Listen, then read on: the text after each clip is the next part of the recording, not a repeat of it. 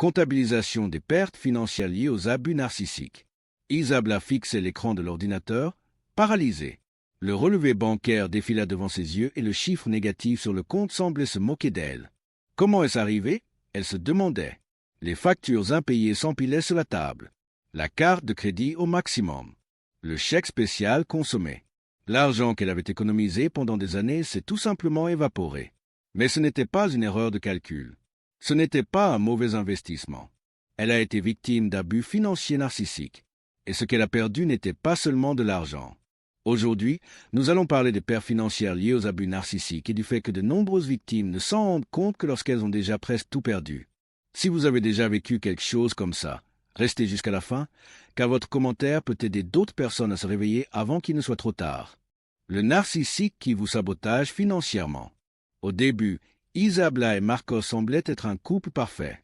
Elle travaillait dur, gagnait bien sa vie et était toujours indépendante.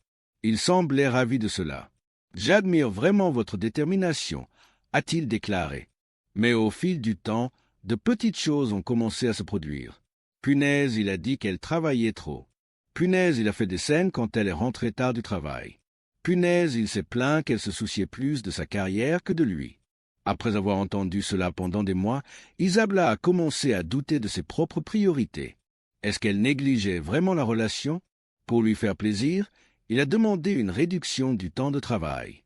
Il gagnerait moins, mais au moins il serait heureux. Mais il n'était jamais satisfait. Micro-histoire vraie. Il a dit qu'il détestait me voir stressé. Il voulait que je quitte mon travail, que je reste plus longtemps à la maison. Il disait que l'argent n'était pas tout. Un jour, j'ai cédé. J'ai démissionné.